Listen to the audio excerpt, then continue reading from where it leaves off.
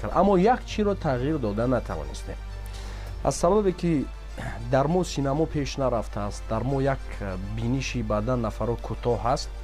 масалан дар он филм ман 3 зан доштам, ҳатто 4 зан шоҳҳое ки ҳаст зан доштам.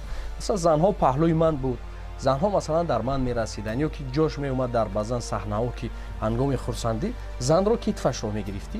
фақат ҳаминашро гарчанд кӯшиш кардем ки ҳаминро бе тағйирот диҳем, ину он кунем, аммо гуфтанд ки на, ин чизҳоро як сӯ гузоред ва ин филм аст, дар филм инҳо ҳамсарои шумо ҳастанд.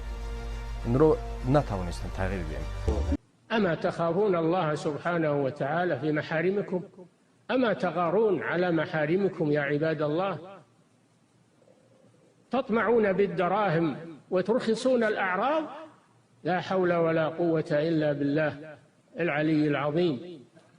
واعلموا أن المنافقين والمنافقات والمشركين والمشركات يحاولون الآن كسر الحواجز بين الرجال والنساء، يحاولون الآن كسر الحواجز بين الرجال والنساء، وأن تختلط النساء بالرجال في أي مكان، أن تسافر بدون محرم، أن تخلو مع غير محرم أو غير زوج.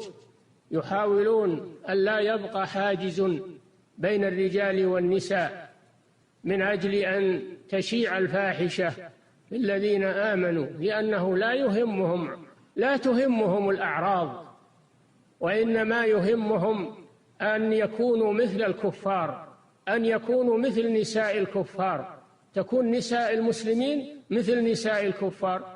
ويقولون هذا من الرقي والتقدم والحضارة.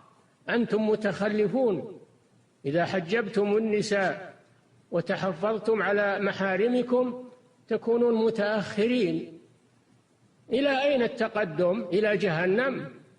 هم المتأخرون، تأخروا عن الإيمان وعن الجنة إلى النار والعياذ بالله.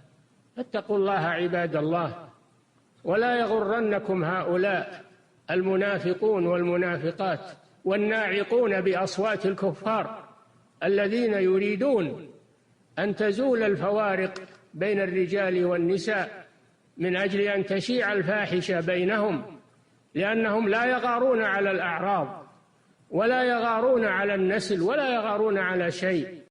ثم إن أعداءنا يركزون اليوم على مسألة النساء وتبرجهن واختلاطهن بالرجال حتى يصبح الناس كأنهم الحمير لا يهمهم إلا بطونهم وفروجهم والعياذ بالله، وتصبح النساء وكأنهن دمى، أي صور لا يهتم الناس إلا بشكل المرأة، كيف يزينونها، كيف يجملونها، كيف يأتون لها بالمجملات والتحسينات وما يتعلق بالشعر وما يتعلق بالجلد، وتنتف الشعر، الساق، الذراع، الوجه، كل شيء، حتى يجعلوا أكبر هم النساء هو أن تكون المرأة كالصورة، كأنها صورة من بلاستيك، لا يهمها عبادة ولا يهمها أولاد.